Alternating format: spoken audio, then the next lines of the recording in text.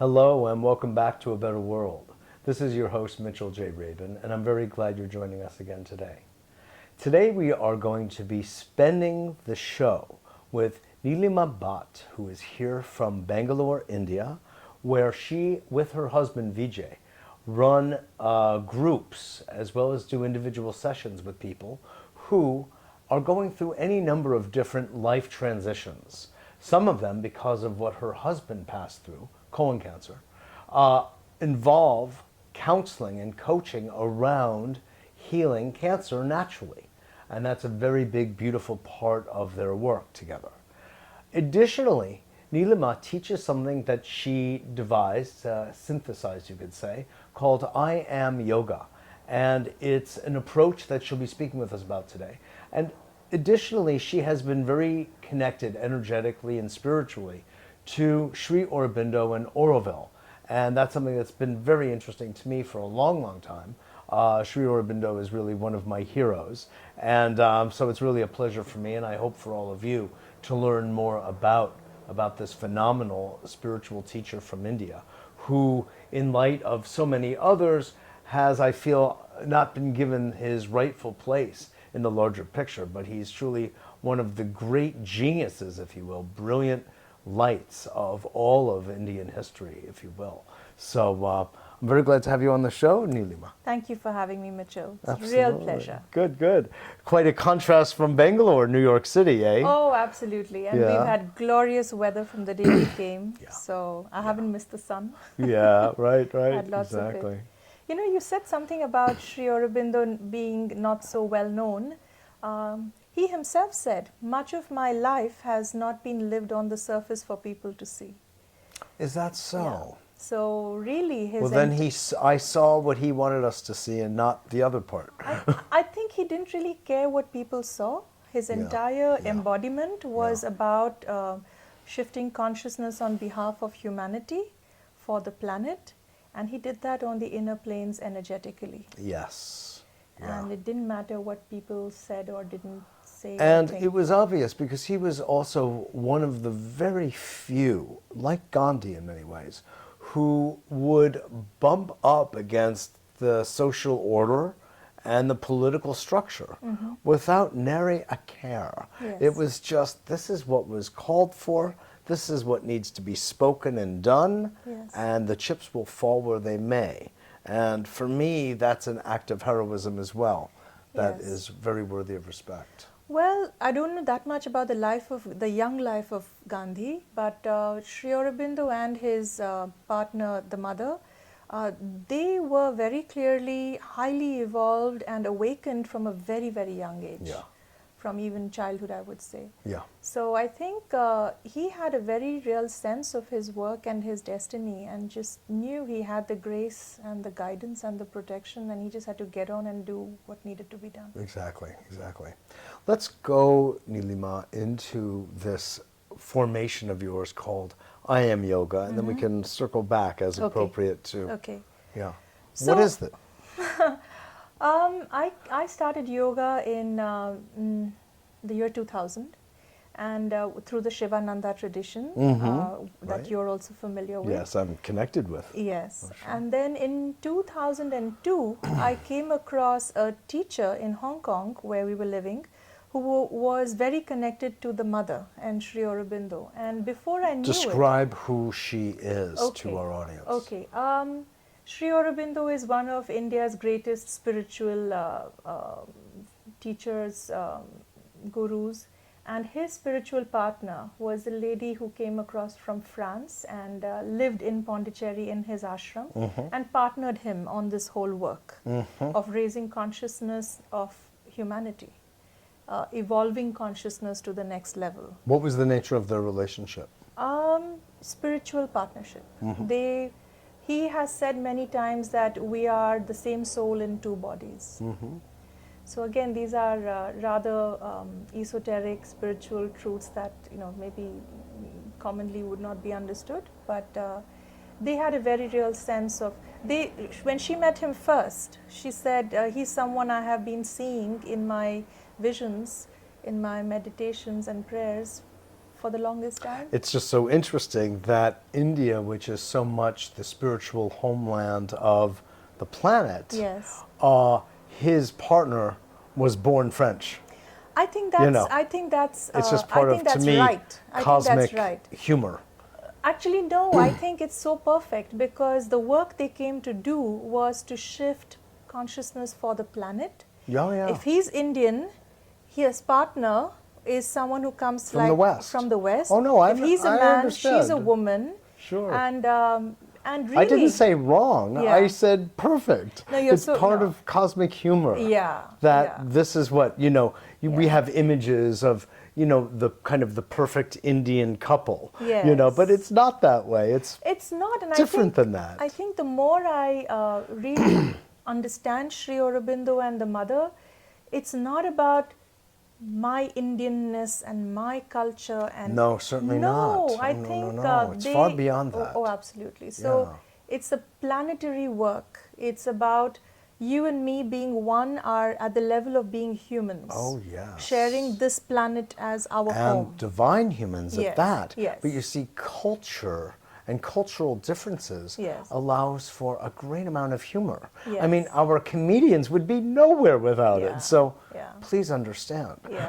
this is what's at play here. Yeah. No, and thank God. Thank God for cultural differences. Oh and, my God. you know, It's like the flowers in the garden. It's just so Yes. simple. And Yes. I think that actually, since we've gone this far in this direction, I will make this point that we're designed to be different Yes. while being one. Yes. One, the idea of oneness in spiritual vernacular doesn't mean obliterating differences. No, not it at all. means In fact- actually fully honoring the differences Yeah. while maintaining the awareness of Yes. one being. In fact, the one body of work that sums it up for me best is Jung, Carl Jung's concept of individuation, right? So the whole, when you have individuated, you are completely uniquely you. There is no other you. That's right. And yet in that individuated state, you know that oneness with all that is. In fact, it's embedded in the word. Individual means not divided, Yes. ultimately. Yes. Yes. So it That's that sweet implies spot. oneness. That yeah, sweet spot. that's right. Where you are completely unique. Another friend of mine sends this lovely, message everywhere saying, "Remember, you are unique, just like everyone else." Right, I've heard that. I like that. I like that.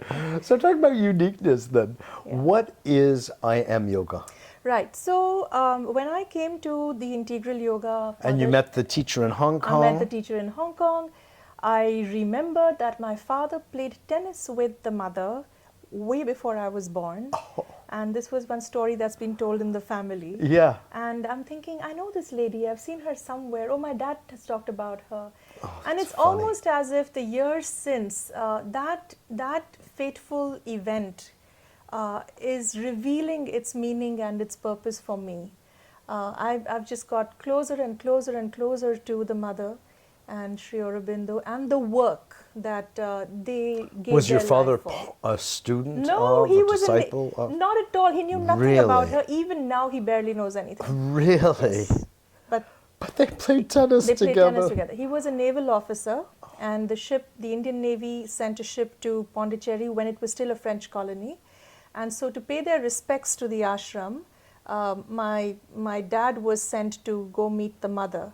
And she said, "Oh, it's my time to play tennis. Send me someone who can play tennis with me."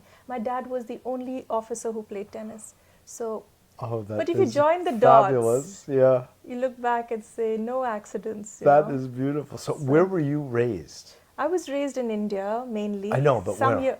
In the Navy, so Bombay. So you ports, traveled ports, around yeah. to ports because And of then your father. Delhi, where the headquarters are. Then in Germany for a couple of years. So ich spreche ein wenig Deutsch. Oh, And sehr yes, gut. sehr gut.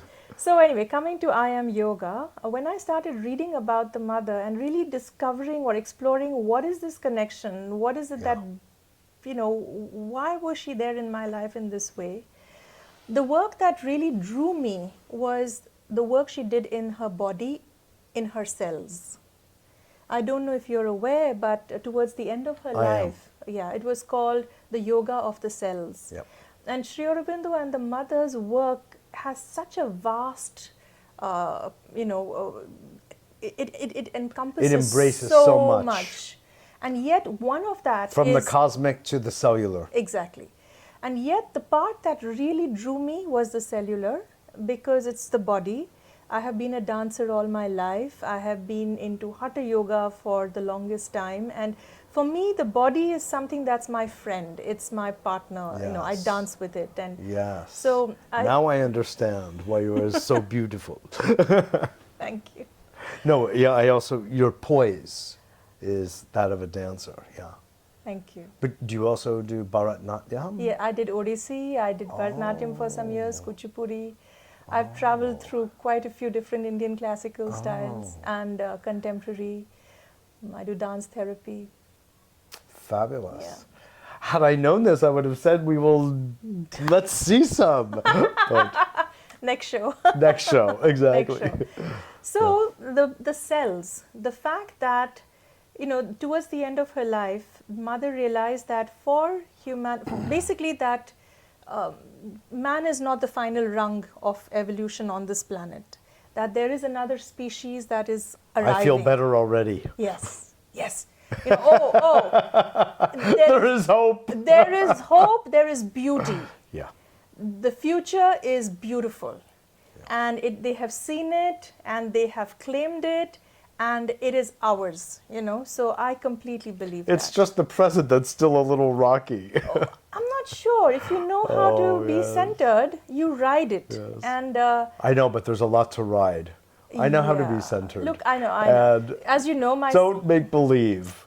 There is a lot that's going on right here, right now, that is very challenging and actually very ugly. But we lead lives of privilege. yeah.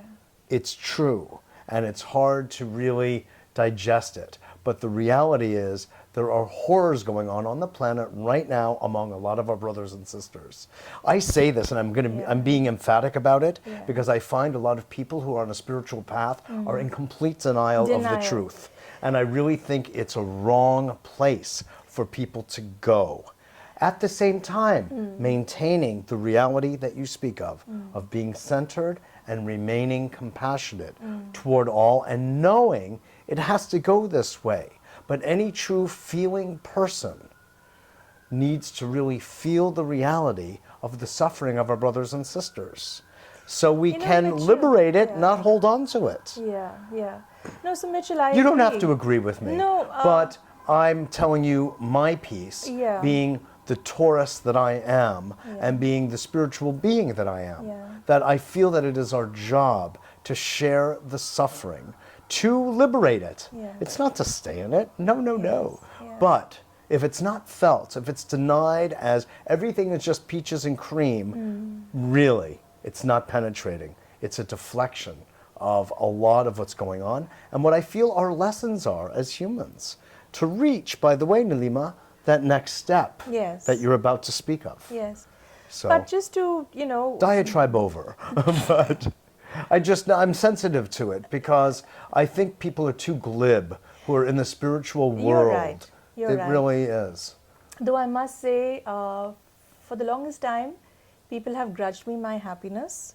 And when I think about Oh, see, this is a personal matter that I Yeah, understand. Yeah. So Yeah. when I think about Sure. it, I have had the most blessed life. I have traveled the world. I have been to Yes. every continent, every country that's on the tourist map and more. A greatly privileged life. I fully agree. Yeah. And yet, equally painful. I have had my share of pain and suffering. Surely. You just told everyone about my journey through cancer. So, and yet, when I go through that pain and that suffering, the reason I count myself blessed is not because I've had the money and I've traveled the world. I count myself blessed because I've had these huge setbacks. Those were the blessings. Because if I hadn't had these amazing, painful, difficult setbacks to myself and my nearest and dearest ones, Yes, indeed. I would not be who I am today. And Yes. That's a So, beautiful and yeah. enlightened place to come from of understanding. And so we want to help others understand that too. Yeah. That is the blessing inside the what we were talking about earlier, actually, before the show, having to do with the victim consciousness. Correct. And So that I'd we like- cannot stay there. Yeah. But it's love, I believe. Yeah. It's love that acts as the bridge Yeah. to help people see Yeah. that they can be liberated from the victim. Yes. Yes. Do you No, see? absolutely. So first, it's like, the drowning man, you first need to get your own lifeline, and then you go saving others. Yes, right? exactly. So I think today when Like there on is- the airplanes when they say, Yeah, put on your own oxygen mask Absolutely. first Absolutely. before And- the child. And so I realized when I tried to become rescuer before I rescued myself, I entered all kinds of codependent relationships. That's the nature of the beast. Yep.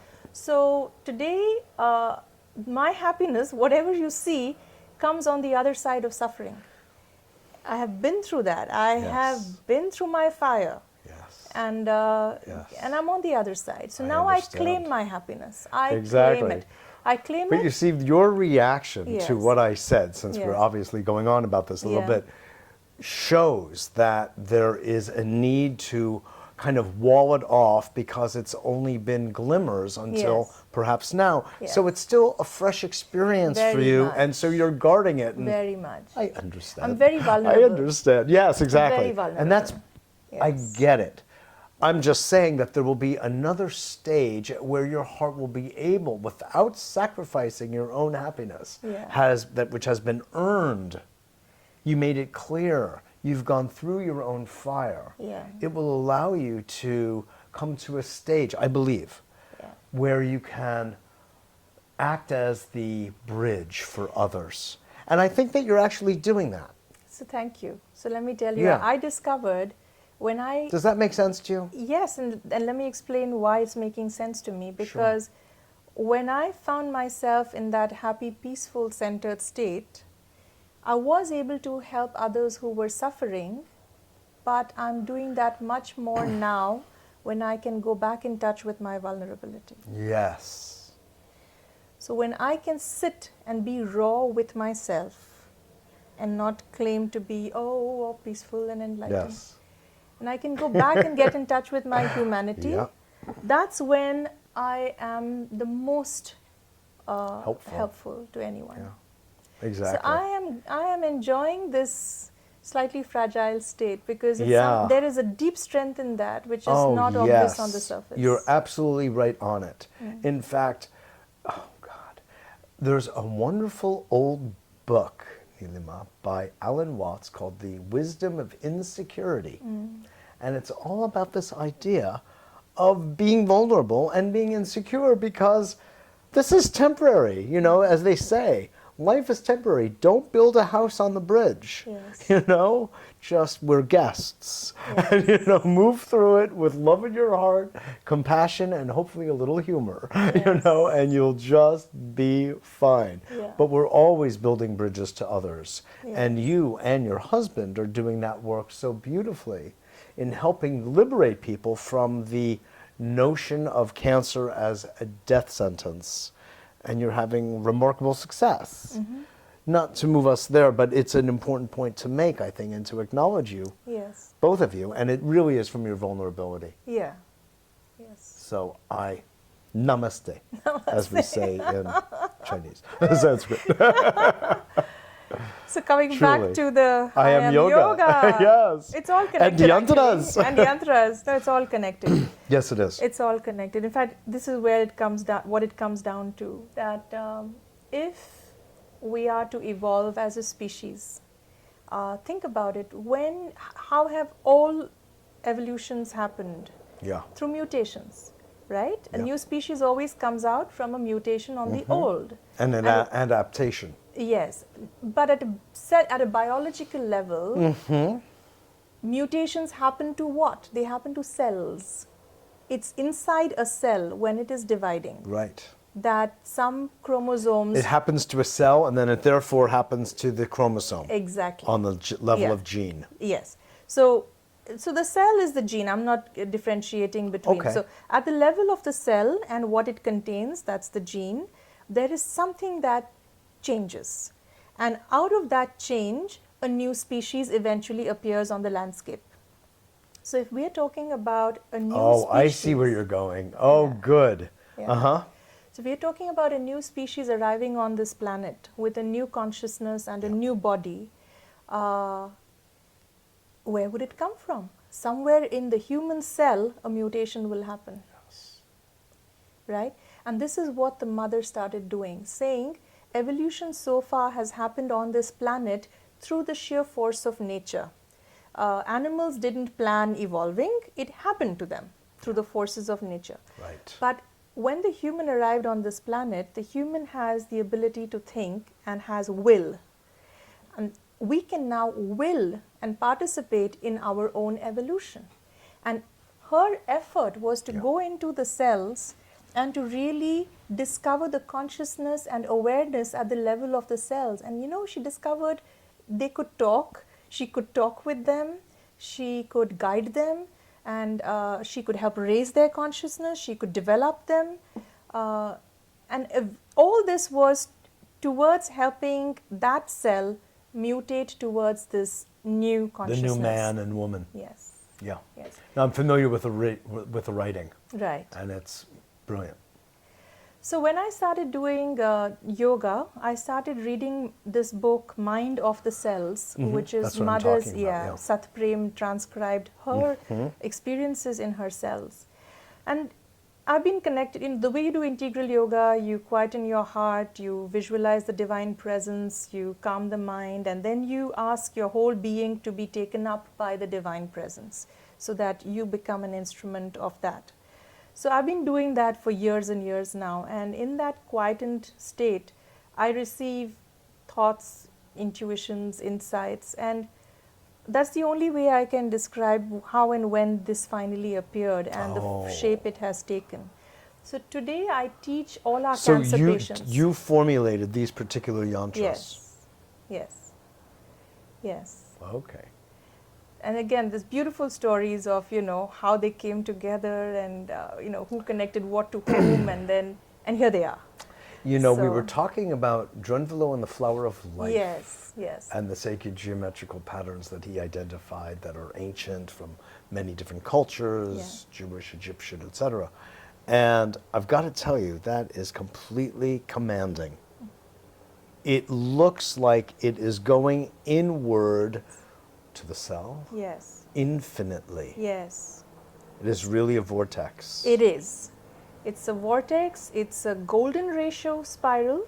There are 6 clockwise and 6 anti-clockwise spirals, and naturally they are radiating 12 rays of light from the center. And that just happened.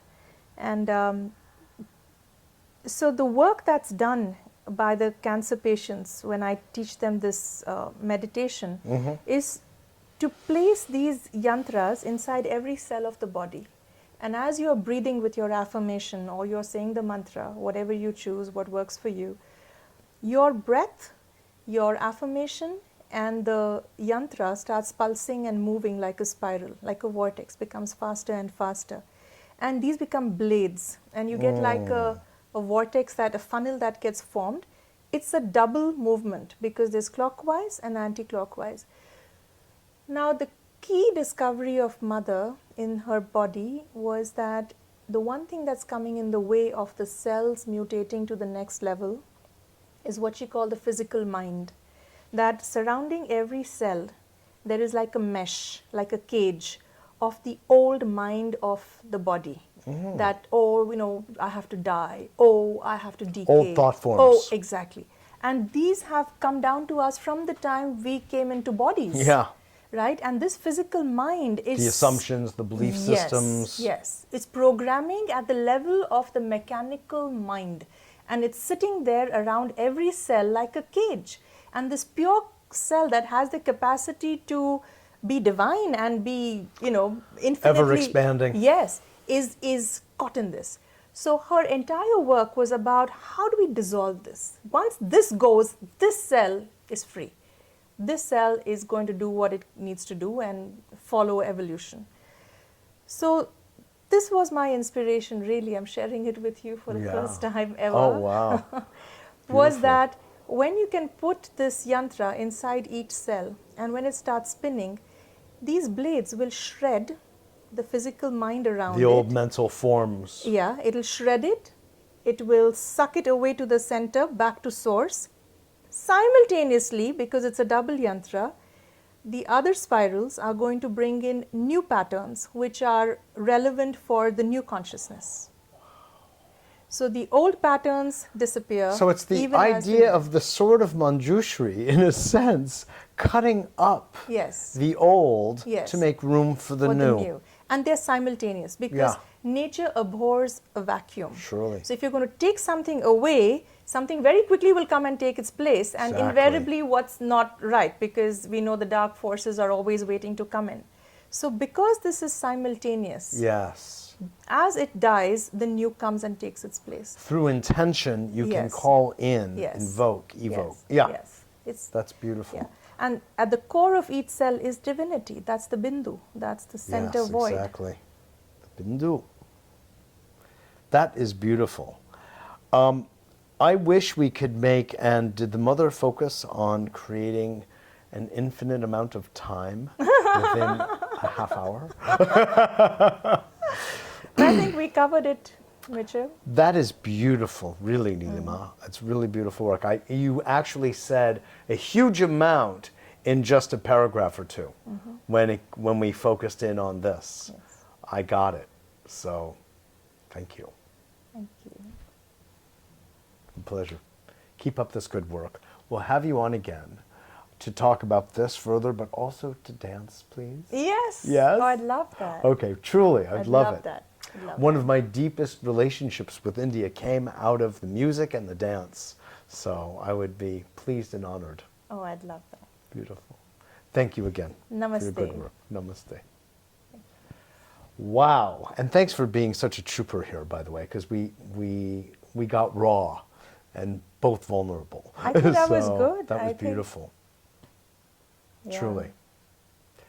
Mitchell J. Rabin for A Better World, thanks so much for joining us. I hope you resonated with that as I did. And please be in touch with us at www.abetterworld.tv. And your website is? www.sampurnah.com. That's SAMPURNAH.